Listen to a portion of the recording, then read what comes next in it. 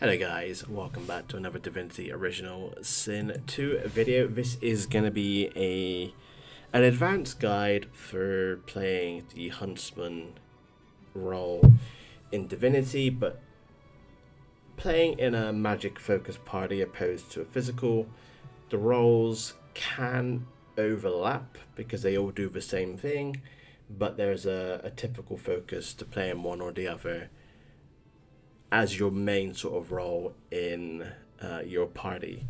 So yeah, like I said, this is mainly for magic focused, but like I said, there will be some overlapping between the physical and the magic archer. So as with all these things, which is the best race to play as a hunter? And as always, my response is it really depends on your other party members. Typically, the way I approach it is the races with the more offensive innate abilities I would have on offensive builds.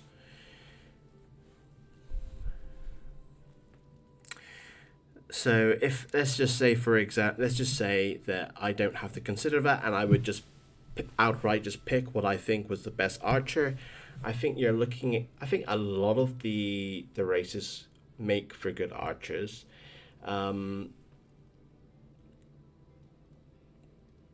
Characters you would consider, the humans make okay ones.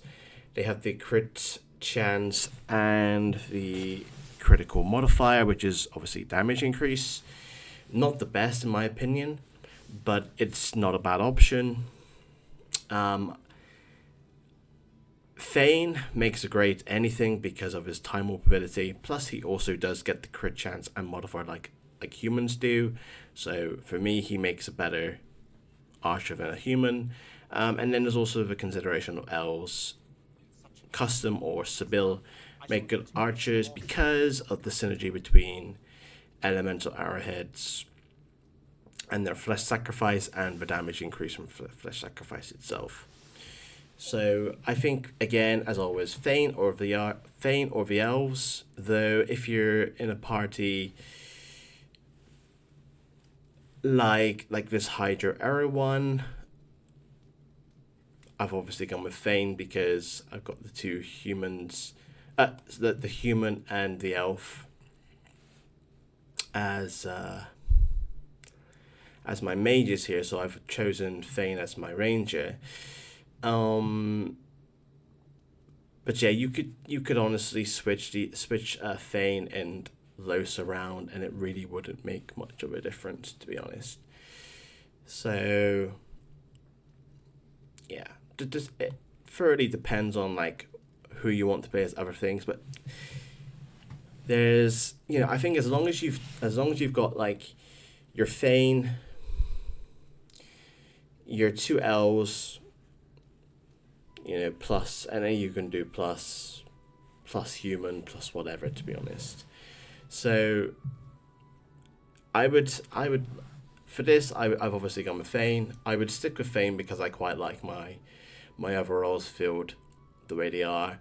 If I was allowed to use custom characters as well, I probably would just end up having my summoner being an elf as well, to be honest. So if I was able to run the custom character as well, I'd probably maintain this. So if I could choose freely, I'd probably just choose Thane, and if I was structuring a party, again, I'd probably go Thane as the Rangers again. So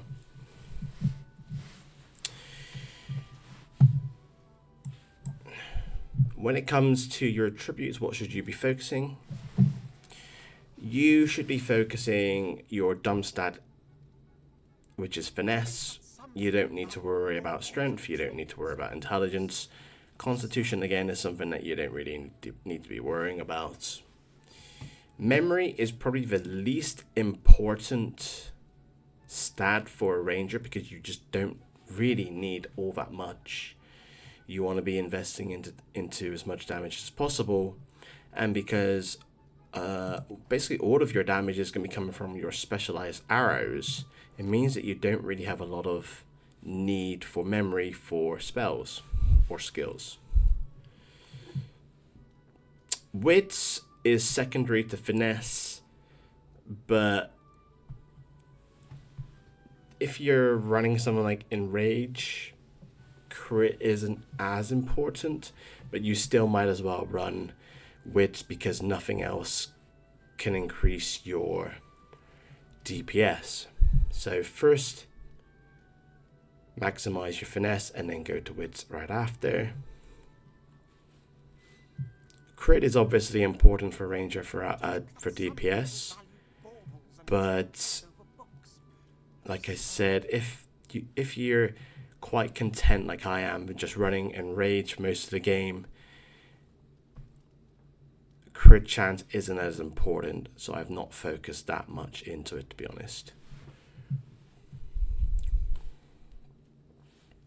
If we look at the gear, this is the end game gear. I'm not suggesting that this is the best by all means, but this is just a general rundown on like what things you should be focusing on. So finesse is valued highly here. Warfare, Huntsman, Scoundrel, critical chance too. So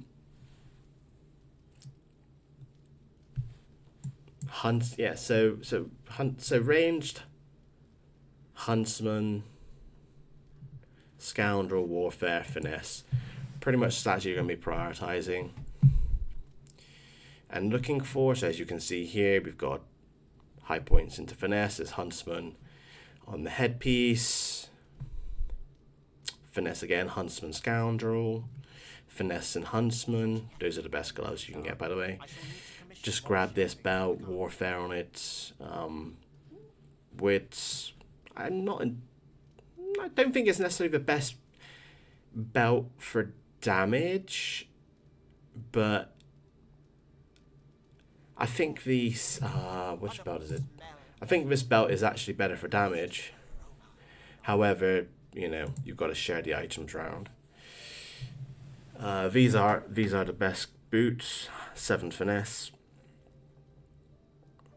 This is the best crossbow that I could have at level 16, though there is a better crossbow at level 19, which I don't really actually have access to at the moment at this stage in the game. So I would totally recommend getting that when you can, but for this moment in time, this is probably as good as you can get, especially if you're not focusing around crits. As you can see, this is just a random one from a vendor, but you've got the plus damage, which is quite nice as an elemental archer, which is just going to be added to your special arrows, and then you got the free finesse, Huntsman, ranged. So I quite value this. Random stats, finesse and warfare, obviously again something you look out for. Warfare, Huntsman, Scoundrel. There's some finesse on this one. And then got the vulture legs, which are used for a very long time. So a very, very nice addition to have. So if you look at the school stats here, there's always the question that comes as, where should I be focusing my points to get the maximum damage possible? And it's not a straightforward answer, but I'm going to try to break it down to make it as simple as possible for you guys. So the main, like I said, you don't really need to be putting too many points here and there for your skills. You don't really need to be doing that. You need 1 point in Geo, really, so you can get Venom Coating. Maybe 2 points in Scoundrel for a jump. You don't necessarily need that, honestly. But you might just come across it quite naturally as you get tactical retreat for Huntsman anyway, so that's not even unnecessary. Enrage you'll get naturally through putting points into warfare. So really, the only point that you're going to be really adding to your build is a geo point. That's really all you need. The teleports, etc. is going to be covered by your teammates, so you don't need to worry about that. You don't even need Chameleon Cloak, to be honest. Like, if your party's set up optimally, you just don't need it. And Enrage is going to silence you anyway, so you're not always going to have true access to it anyway. But it's just part of one of the pieces of gear here. So it is just here, mostly for show, but it is what it is. So, in terms of dumping your points, where should you be focusing your points? So, I would always recommend just going warfare. Maxing your warfare first. That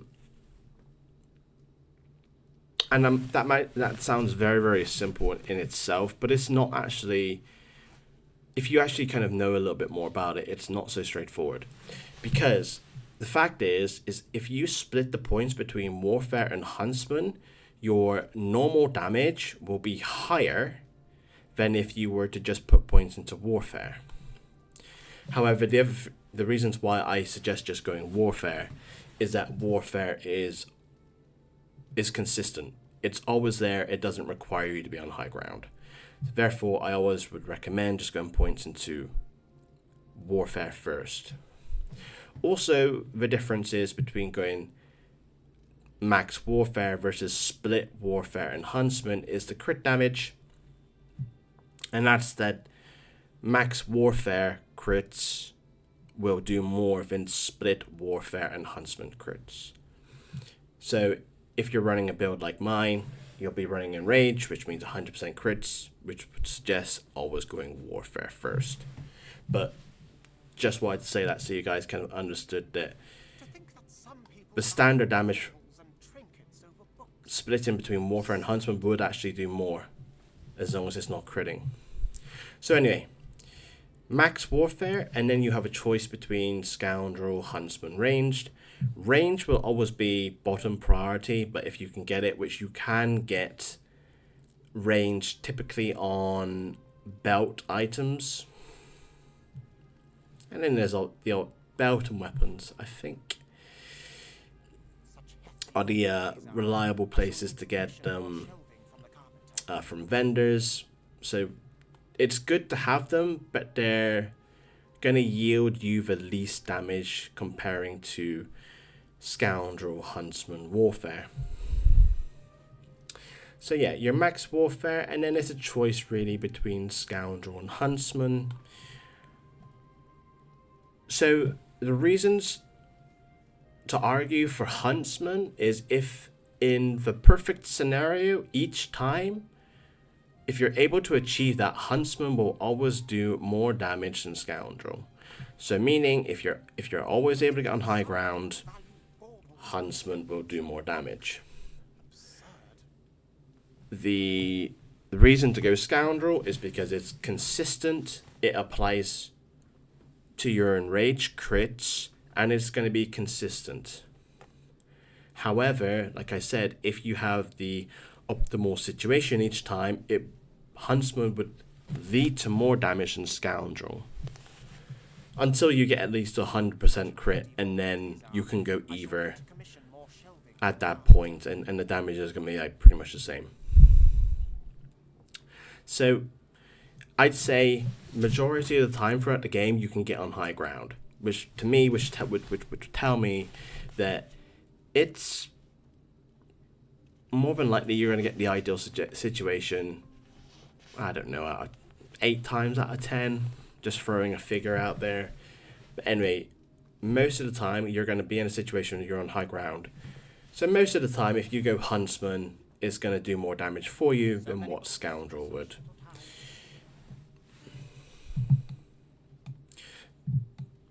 So either if you're lazy and you don't want to switch it every single time, which I honestly wouldn't blame you, I would suggest going Huntsman. If there's specific fights that are a lot harder, like the Doctor, for example, you can always just move those points for Huntsman and put them into Scoundrel instead.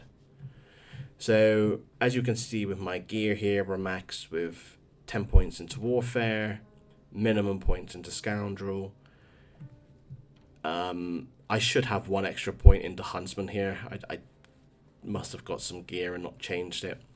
So yeah, I would have 1 in Geomancer, 17 here in Huntsman, which is not maxed, and it won't get maxed until if I get a few extra levels, I might be able to max it. But you kind of get the point. Warfare is maxed out. Huntsman is what you should be going for next.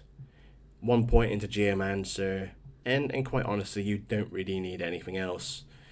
Ranged is from the weapon, and where's the other point coming from? Oh, from the legs. So yeah, there we go. So yeah, Warfare, Huntsman, Scoundrel, and then Ranged. But you'll never get to the point where you're putting points into Ranged anyway. I've also had questions about the whole ranged thing. Why would you not ever go ranged over Warfare? And I can completely understand the question, because if you look at on just its base description, it says plus is like +5 damage and 1% crits, whereas Warfare, it just says +5% damage. The difference is that this is additive, this is multiplicative, which means that there's going to be more damage per point for Warfare versus the range. So that's why. Otherwise, yeah, it looks pretty daft, because you'd just ask yourself, well, I'm getting an extra % critical, why would I not go this? So that's the reason why you don't do this.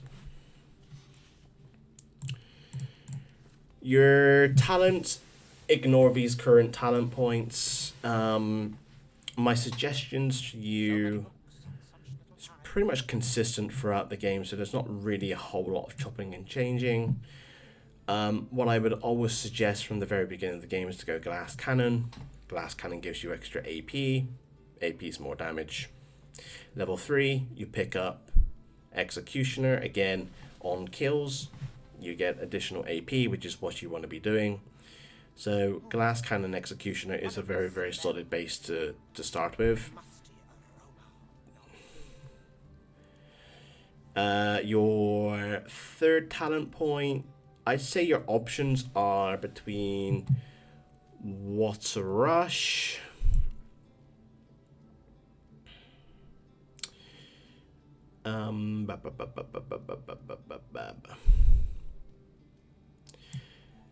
ignore Elemental Ranger. This is a trap. You should never ever be picking this up, especially as an Elemental Ranger. You want to actually ignore this.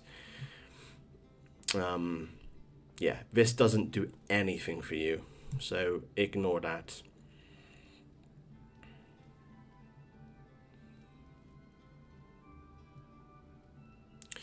Typically, I would also suggest Hothead, but my style of play is to play around with Death Wish. Death Wish and Hothead conflict with each other, so it's not something I tend to play with. And also I use Water Rush as well. So they kind of work against each other. So what I would suggest is going your third talent point as Water Rush, and then I guess you can chop and change. You can go all skilled up for the extra Warfare points. You can go probably, I don't know, Mnemonic comes to mind, but like I said, you're not really putting points into memory anyway, because what you would try to do is you would, with those spare memory points, you would then put them into Finesse to get more damage. But because your memories should be at like a 0 anyway, there's not going to be spare points to do that. So what you're really looking at is, honestly, you go Glass Cannon, Executioner, Water Rush, all skilled up will give you more damage, and then you could go bigger and better if you're not maxed out. On Finesse, you could consider Far Out Man. Again, Hothead, if you don't play with Death Wish, obviously is a good choice, but Seeing that I do, it's completely useless to me. And that's it really, honestly. Like, once you get the main ones, which is the Water Rush, Executioner, Glass Cannon, and all skilled up, it's nothing but utility really. So I'd say the 4 talents that I got here are solid, and then you can just pick, do you want a little bit more ranged? Sure, fine. Bigger and better can give you a couple more % crit. Again, you should be maxed out with your finesse anyway at this point in the game. But basically what you're looking to do is you're looking to increase your damage as high as possible. So all skilled up or bigger and better will probably be your 4th, 5th talents. So that's just how I would look at it and build it. In terms of your skills, you're not really going to be adding too much to your bar, which is, good for some. And like I said, this is mostly down to the fact that you are using all your arrows as elemental damage. You want to keep your memory at 0 so you can have as high damage as possible, which means not really picking up any of the Huntsman skills because they're all physical, these are elemental.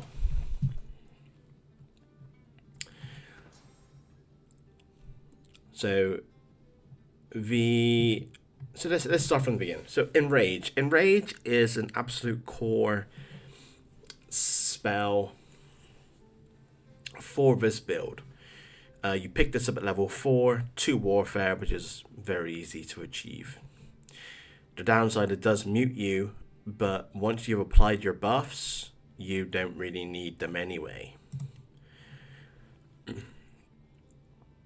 With Glass Cannon and low crit chance, Enrage is the highest DPS you're going to have available to you. So you will absolutely want to use this, and you can use this from like level 4, even up to 16. Like, depending on your crit chance. I've not invested into crit chance at all because I know that Enrage does the job, and it would take an obscene amount of crit chance in order for me to consider dropping it.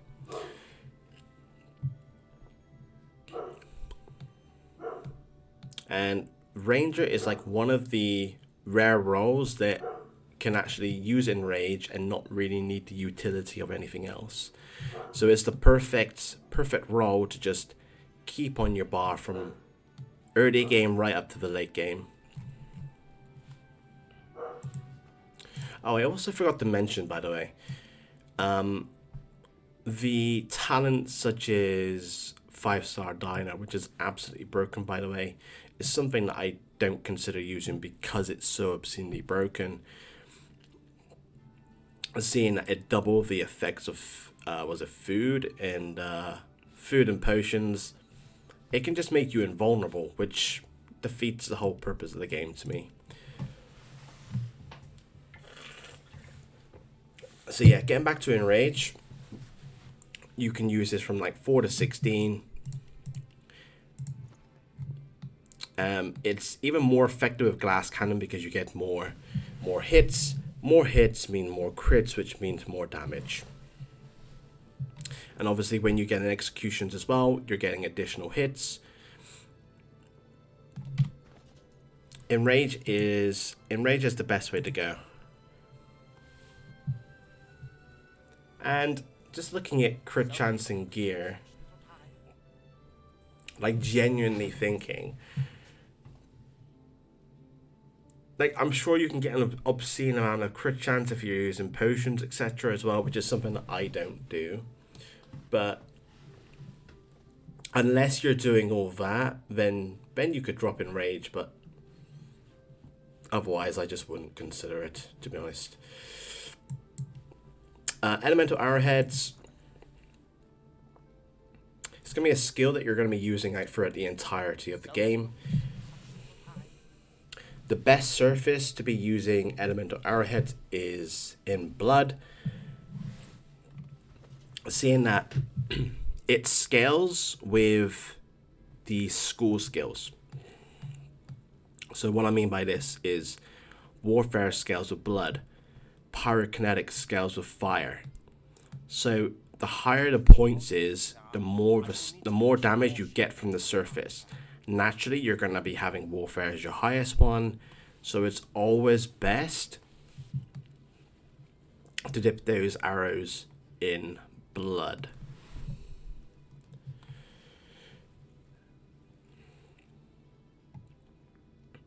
Ballistic shot is the only physical move that I consider keeping here, just because it is obscenely powerful, and sometimes you do need to switch your role slightly, going from magic damage to physical. But that is the specialist of being a ranger, is that you can do this with ease and not lose any DPS for your choices. It doesn't hinder you in any way.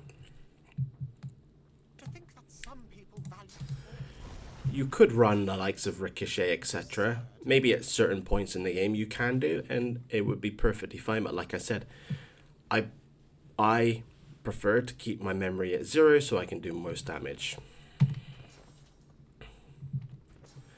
And as you can see, we are currently sitting at 6. I can't drop it any lower.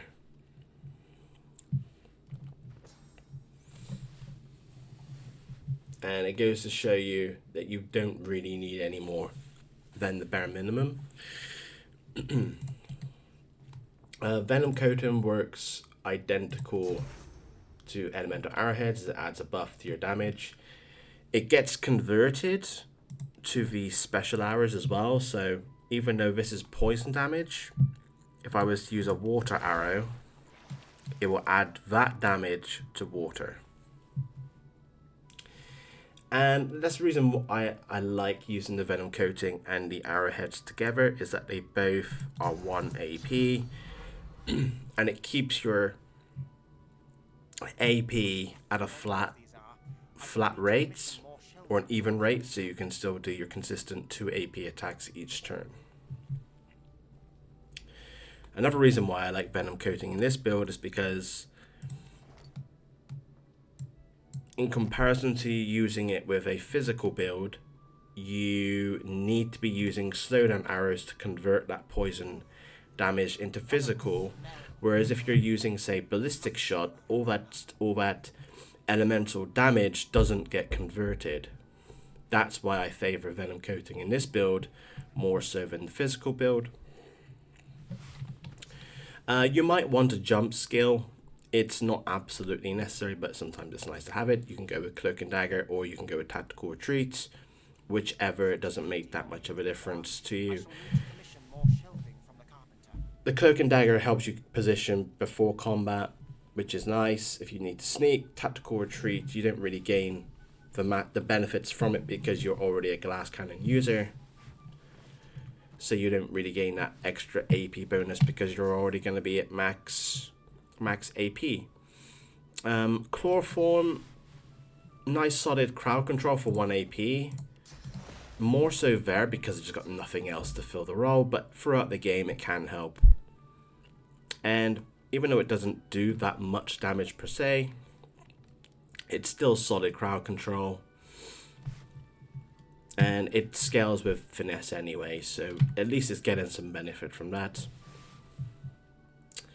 Adrenaline, part of every single build, and for good reason. Like I mentioned before, Chameleon Cloak is a broken ability, but it's not something that I personally need to use in my runs. And you're not really going to see much use if you're using likes of Enrage. Anyway, and also if you need like a way of dropping aggro anyway, just use Play Dead. Just use the innate ability that gets you out of some, or can get you out of some sticky situations, but it suffers the same problem with getting muted once you use Enrage. So just make sure you kill everything or crowd control stuff before your turn ends. And the biggest reason why I really like using Time Warp with Archer in particular is, and here's a little trick with Time Warp as well, is that if we're using Time Warp with the Archer, it means that we can get our 2 turns done instantly, in a way.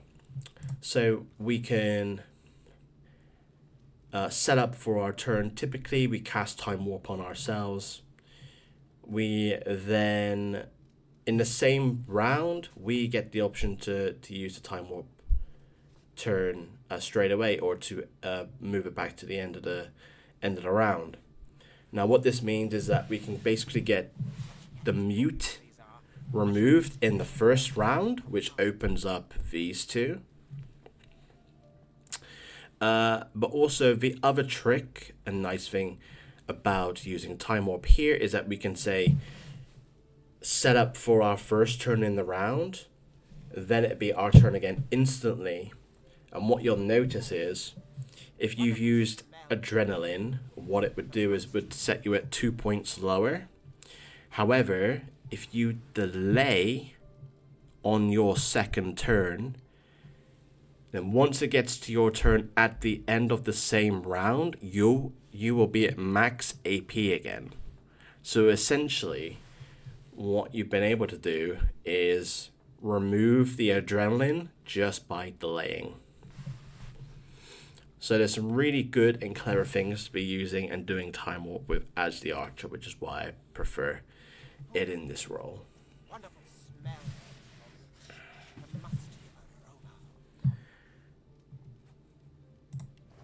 So just a little touch on the arrows here. So you should never ever be using the basic fire arrows. They are inferior to the explosive arrows because the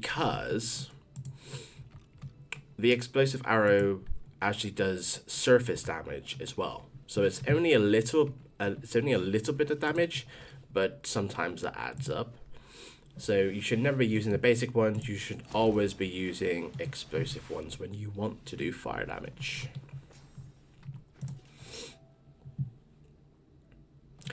Being inside of a Hydra arrow party, typically you're going to be using your static arrows, which are a bit rarer to come by. Water arrows, if you want to do the surface on the ground. Otherwise, you'll be mostly looking at using your steam cloud arrows, which are absolutely amazing, to be honest. The reason why I really like this, you can see the explosive range on them. Sometimes they're going to be able to get you hits and attacks down where other arrows would not be able to do so. So those are going to be the 3 arrows you mainly use inside of the Hydra arrow party. But of course, being a ranger, you're very flexible. If you need to do physical damage, you can do it. The charm arrows are more effective because you're doing magic focused damage. Though, to be honest, it's something, again, that I rarely use because I don't really think charm's that great. There's poison damage, and of course there's fire damage as well, but you just need to be mindful about resistances and what is overall going to be more positive for your party in terms of damage. So, yeah, there we go. Once you hit 16...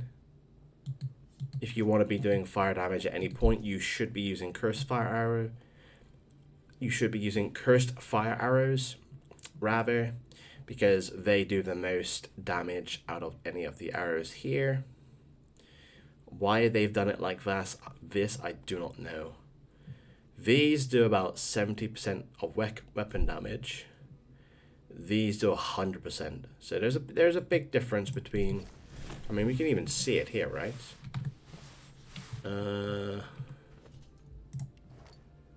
830, 890. See, there's quite a big difference between the two. So once you get 16, you get access to these. Make sure you stock up on these. And yeah, like I said, if you're working inside of a fire party,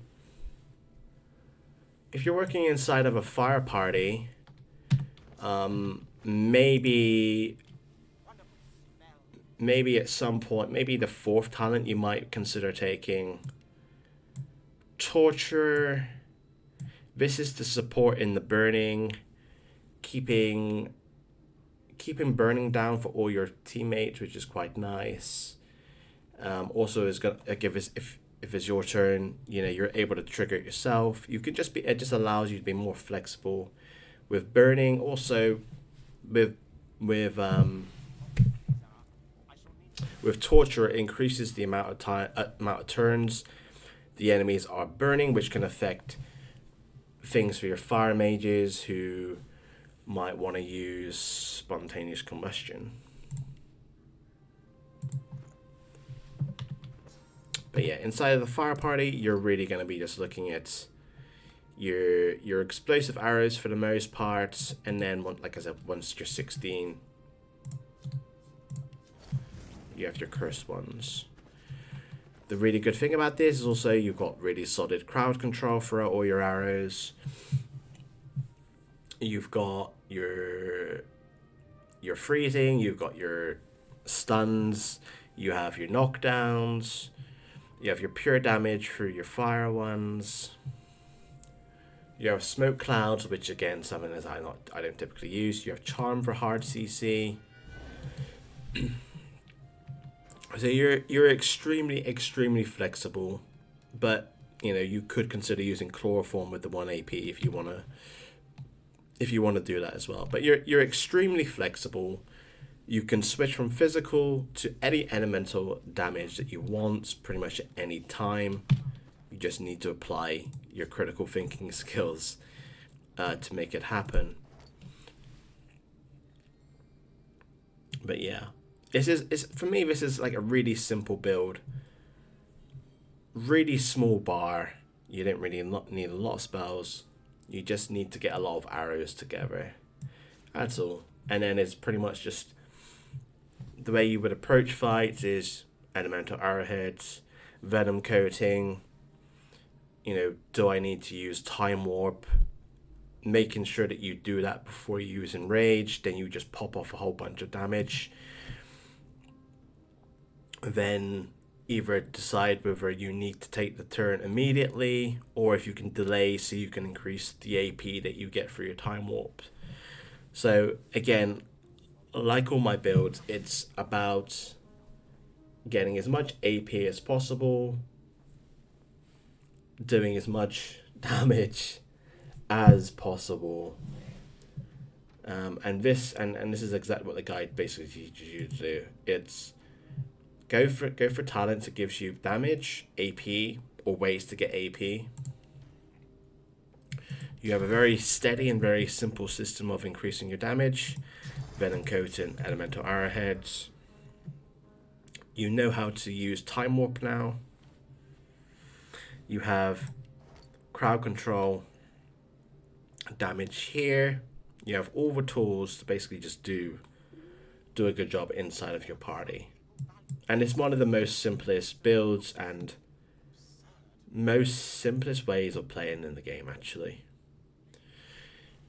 So that's my advanced guide on how to play the Ranger inside of a Hydra party, inside of a Pyro party, basically the Magic Archer. So guys, I hope you enjoyed, and thank you for watching. See you guys in the next one.